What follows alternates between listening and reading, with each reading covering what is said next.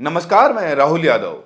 5 जून को जब बहुजन समाज पार्टी की सुप्रीमो बहन जी ने प्रेस कॉन्फ्रेंस की और उस प्रेस कॉन्फ्रेंस में 2027 को लेकर बहुजन समाज पार्टी की तैयारी और इसके अलावा बहुजन समाज की जो वोटों में बिखराव हो रहा है, नई नई पार्टियां और संगठन बनने से बहुजन समाज को जो नुकसान हुआ है, उसको लेकर बहन जी ने प्रत्यक्ष रूप से एक तरीके से चंद्रशेखर आजाद को लेकर जो बयान दिया और चंद्रशेखर आजाद को एक तरीके से सुझाव भी दिया और डांट भी लगाई कि बहुत सारे ऐसे लोग, कुछ लोगों को बहन जी ने अवसरवादी भी कहा। उन्होंने कहा कि बहुत सारे ऐसे लोग जो काम कर रहे हैं अलग अलग पार्टियां और संगठन बनाकर, इनसे बहुजन समाज के वोटों में बिखराव हो रहा है और ऐसे लोगों को बहन जी ने अवसरवादी नाम दिया। और अब सवाल यह उठ रहा है कि अक्सर चंद्रशेखर आजाद दो चीजें कहते हैं। एक तो वो ये कहते हैं कि मायावती उनकी नेता है और वो मायावती बहन जी जो कुछ बहन जी कहेंगी उनके मार्गदर्शन में काम करने के लिए तैयार हैं। तो बहन जी ने दो चीजें कही। एक तो ये कहा है कि बहुजन समाज के लोग अलग अलग पार्टियां संगठन बना रहे हैं, इसको बंद करें। दूसरा उन्होंने कहा है कि अगर बहुजन समाज को इकट्ठा करने के लिए काम करना है, तो मिशन और मूवमेंट को लेकर काम करना है, तो बसपा पहले से ही पार्टी बनी हुई है, उसी के साथ वो काम करें, अलग अलग पार्टियां बनाने की जरूरत नहीं है। तो एक तरीके से बहन जी ने प्रत्यक्ष रूप से चंद्रशेखर आजाद को बहुजन समाज पार्टी में आने का ऑफर भी कर दिया है, एक तरीके से आमंत्रण न्योता भी भेज दिया है कि वो आए और बहुजन समाज पार्टी में काम करें। अब इसमें बीच की भूमिका कौन निभाएगा, बहन जी से चंद्रशेखर आजाद को कौन मिलवाएगा, या चंद्रशेखर आजाद खुद आएंगे बहुजन समाज पार्टी के प्रदेश कार्यालय। लेकिन बहन जी अभी लखनऊ में हैं। हालांकि वो कई बार चंद्रशेखर आजाद नंबर वगैरह मिला चुके हैं बहन जी से मिलने को लेकर, लेकिन अब इस समय चंद्रशेखर आजाद के पास बहुत सुनहरा मौका है। इस समय बहन जी लखनऊ में मौजूद भी हैं। कुछ दिनों पहले 1 जून को आजाद समाज पार्टी का प्रबुद्ध सम्मेलन भी हुआ था। अगर चंद्रशेखर आजाद चाहें तो वो लखनऊ में बहन जी से मिलकर आने वाले समय के लिए 2027 के चुनाव को लेकर बड़ी तैयारी, बड़ी रणनीति तैयार कर सकते हैं। दूसरी एक ये खबर आ रही है कि मैंने बहुत सारे नेताओं से, बहुजन समाज पार्टी के भी, आजाद समाज पार्टी के भी और भीम आर्मी के बहुत सारे जो मेरे मित्र हैं, और मैंने बहुत सारे लोगों से बात की है, चर्चा की है। इसके अलावा सोशल मीडिया पर मैं लगातार बना हुआ हूं, देख रहा हूं, तो सोशल मीडिया पर एक नैरेटिव चल रहा है। बहुत सारे लोग लिख रहे हैं और ये कह रहे हैं कि अगर बहुजन समाज पार्टी और आजाद समाज पार्टी ये दोनों आपस में मिल जाएं तो 2027 में जो दलित वोटों के बिखराव से नुकसान होगा बहुजन समाज को, ये नुकसान होने से बच जाएगा। अब इसकी दो चीजें हैं। देखिए, अगर ये तो सच्चाई है कि अगर बहुजन समाज पार्टी चुनाव में मैदान में उतरती है और आजाद समाज पार्टी उसके खिलाफ अपने प्रत्याशी उतारती है, ये तो तय है कि नुकसान तो होगा। बसपा के ही वोट कटेंगे, बसपा के वोट कटेंगे और आजाद समाज पार्टी को भी इससे बहुत ज्यादा फायदा नहीं होगा, क्योंकि बहन जी जब तक सक्रिय राजनीति में है तब तक कहीं ना कहीं बहन जी से एक इमोशनल अटैचमेंट आज भी दलित वोटरों का बना हुआ है। आज भी बहन जी अगर भावुक कोई इमोशनल अपील कर दे तो मुझे नहीं लगता है कि दलित बहुत बड़ी संख्या में उनके लिए इकट्ठा हो जाएगा। तो हो सकता है कि बहन जी आने वाले समय में कोई अपील करे समाज के लिए। तो एक तो ये चीजें हैं। तो ये जो चीजें सोशल मीडिया पर चल रही है, अगर दोनों पार्टियां आपस में मिल जाएंगी, आपस में विलय कर लें, चंद्रशेखर आजाद अपनी पार्टी का विलय करा लें, तब 2027 में दलितों के लिए कुछ अच्छे दिन का रास्ता बनेगा। अब आंकड़ों पर बात करते हैं।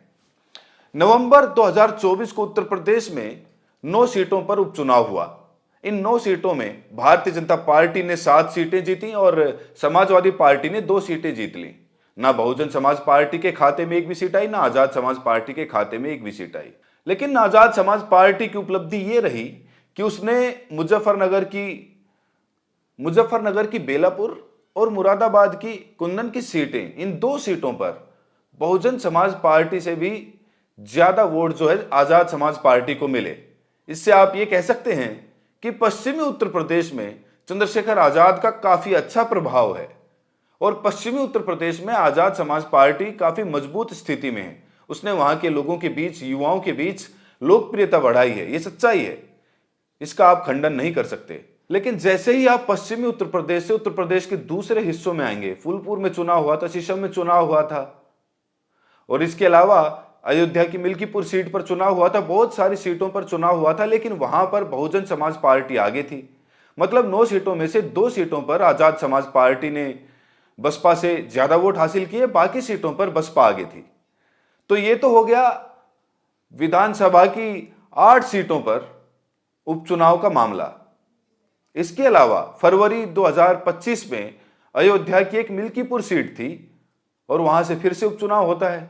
और जब मिल्कीपुर में उपचुनाव होता है तो मिल्कीपुर वाले उपचुनाव में बहुजन समाज पार्टी उस उपचुनाव का हिस्सा नहीं बनती है और केवल आजाद समाज पार्टी चुनाव में लड़ती है, मैदान में उतरती है। और यहां पर मिल्कीपुर में 3 बड़ी पार्टियों के बीच में मेन मुकाबला था, भारतीय जनता पार्टी और इसके अलावा समाजवादी पार्टी और आजाद समाज पार्टी। लेकिन इत्तेफाक देखिए कि बसपा की गैर मौजूदगी के बावजूद भी चंद्रशेखर की जो आजाद समाज पार्टी है मिल्कीपुर में, उसकी प्रत्याशी को केवल और केवल 5454 के आसपास वोट मिले। और वहां पर चंद्रभानु पासवान, वो भारतीय जनता पार्टी के प्रत्याशी हैं, करीब 61,000 के आसपास वोटों से उनकी जीत हुई थी। सपा के प्रत्याशी जो अजीत प्रसाद हैं, जो वहां के अवधेश प्रसाद के बेटे, वो दूसरे नंबर पर रहे थे। तो ये तो विधानसभा चुनाव के उपचुनाव की मैंने तस्वीर बताई।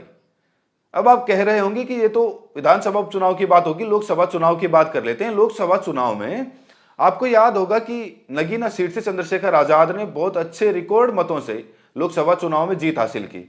लेकिन जब आप दूसरी सीटों पर आएंगे तो देखेंगे कि वहां पर बहुजन समाज पार्टी को लोगों ने पसंद किया, बहुजन समाज पार्टी को वोट दिया गया। अब एक सीट की बात करते हैं, कुशीनगर एक सीट है, वहां से स्वामी प्रसाद मौर्य उपचुनाव लड़ रहे थे। स्वामी प्रसाद मौर्य कुशीनगर सीट से चुनाव लड़े। उनका प्रचार करने के लिए ओवैसी से लेकर के चंद्रशेखर आजाद तक सब लोग गए। लेकिन कुशीनगर सीट का जो रिजल्ट आया था, वहां भारतीय जनता पार्टी के जो प्रत्याशी थे इस सीट से, कुशीनगर सीट से, इनका जो नाम है, कुशीनगर सीट से जो भारतीय जनता पार्टी के प्रत्याशी थे विजय कुमार दुबे, 5,16,000 से ज्यादा वोट हासिल करके जीत दर्ज की थी। और स्वामी प्रसाद मौर्य को इस चुनाव में केवल 36,000 वोट, मतलब वहां भाजपा को वोट मिले 5,16,000, वहां स्वामी प्रसाद मौर्य को कितने, 36,000, वो भी तब जब चंद्रशेखर आजाद एक प्रचार किया, उसके अलावा असुद्दीन ओवैसी ने प्रचार किया। और इनसे ज्यादा वोट बहुजन समाज पार्टी के जो प्रत्याशी हैं उनको करीब 67,000 वोट मिली थी। तो कहने का मतलब यह है कि विधानसभा चुनाव में 2 सीटों पर आजाद समाज पार्टी ने अच्छा प्रदर्शन किया, नो डाउट, लेकिन बाकी सीटों पर अभी भी बहुजन समाज पार्टी का प्रभाव है। एक तो यह बात हो गई।